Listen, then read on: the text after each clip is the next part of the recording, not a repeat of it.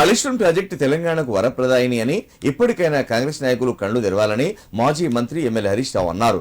గత ప్రభుత్వం చేసిన మంచి పనులను కాంగ్రెస్ ప్రభుత్వం తుడిచిపెట్టాలని చూస్తుందని మండిపడ్డారు. సిద్దిపేట జిల్లా చిన్నకూడూరు మండలం చందలాపూర్ గ్రామంలోని రంగనాయక సాగర్ ప్రాజెక్టును మాజీ మంత్రి ఎమ్మెల్యే హరీష్ రావు సందర్శించారు. ఈ సందర్భంగా మాట్లాడిన ఆయన రంగనాయక సాగర్ లోకి నీటిని విడుదల చేసినందుకు ఉత్తమ్ కుమార్ రెడ్డికి ధన్యవాదాలు తెలిపారు. సిద్దిపేట నియోజకవర్గంలో 50,000 ఎకరాల్లో పంట సాగవుతుందని, తన కోరిక మేరకు 1 టీఎంసీ నీటిని ఉత్తమ్ కుమార్ రెడ్డి విడుదల చేశారన్నారు. గత ప్రభుత్వం చేసిన మంచి పనులను కాంగ్రెస్ ప్రభుత్వం తుడిచిపెట్టాలని చూస్తుందన్నారు. గత బీఆర్ఎస్ ప్రభుత్వంలో ఎస్ఆర్ఎస్పీలో నీళ్లు తగ్గినా కూడా కాళేశ్వరం ద్వారా 2 పంటలకు సాగునీరు విడుదల చేశామన్నారు. మేడిగడ్డలోని ఒక బ్లాక్లోని ఒక పిల్లర్ మాత్రమే కుంగితే బీఆర్ఎస్ పార్టీపై బురద జల్లి అధికారంలోకి వచ్చారన్నారు. కేసీఆర్ పై కోపంతో తెలంగాణ రైతులకు అన్యాయం చేయవద్దన్నారు.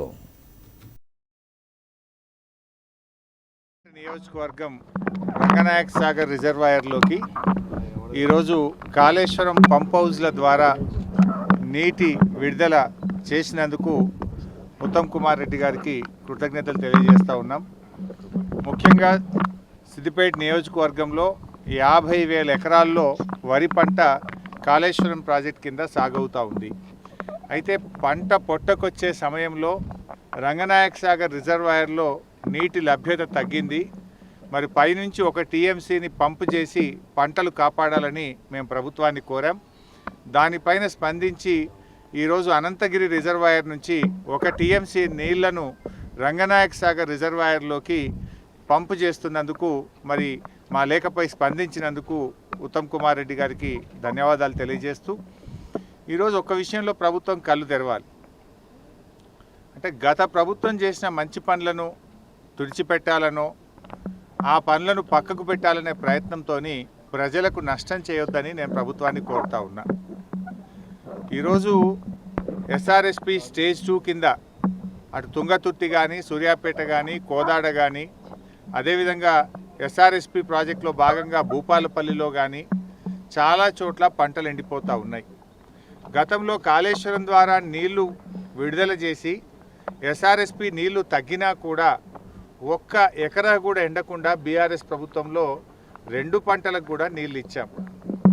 ఇలా కాళేశ్వరం ప్రాజెక్ట్ అంటే 3 బ్యారేజీలు, 15 రిజర్వాయర్లు, 19 సబ్స్టేషన్లు, 21 పంప్ హౌజులు, 203 కిలోమీటర్ల టనలు, 1531 కిలోమీటర్ల గ్రావిటీ కెనాలు, 98 కిలోమీటర్ల ప్రెషర్ మెయిన్ పైప్ లైను, 530 మీటర్ల ఎత్తు లిఫ్టు, 141 టీఎంసీల రిజర్వాయర్ల సామర్థ్యం. ఇదంతా కాళేశ్వరం. 3 బ్యారేజీల్లో 2 బ్యారేజీలు ఇంటాక్ట్ ఉన్నాయి.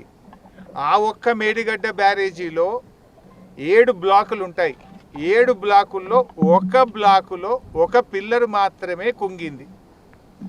దీనికి మొత్తం కాళేశ్వరం కొట్టుకుపోయిందని, మునిగిపోయిందని గోరంతలు కొండంతలు చేసి దుష్ప్రచారం చేసి బీఆర్ఎస్ మీద బురద జల్లి రాజకీయంగా లబ్ధి పొందినారు. సరే, అధికారంలోకి వచ్చిండ్రు. కనీసం మీకు ఇంకా బీఆర్ఎస్ మీద బురద జల్లాలని ఆ కుంగిన పిల్లర్ను మరమ్మతు చేయకుండా మీ ప్రభుత్వం వచ్చి 15 నెలలు అయింది. ఈ 15 నెలల సమయం సరిపోదా? అన్నీ బాగున్నాయి. రిజర్వాయర్లు, పంప్ హౌజులు, సబ్స్టేషన్లు, కాలువలు, టనెళ్ళు అన్నీ బాగున్నాయి. 1 బ్లాకులో 1 పిల్లర్ కుంగింది. దాన్ని మరమ్మతు చేస్తే లక్షల ఎకరాలకు పంటలు కాపాడే అవకాశం ఉంది. ఈరోజు కూడా గోదావరి జలాలు సముద్రం పాలవుతూ ఉన్నాయి. ఈరోజు కూడా నీళ్లు సముద్రంలోకి వెళ్తూ ఉన్నాయి. ఆ నీళ్లను లిఫ్ట్ చేసి కొన్ని లక్షల ఎకరాల్లో పంట కాపాడే అవకాశం ఉంది కదా.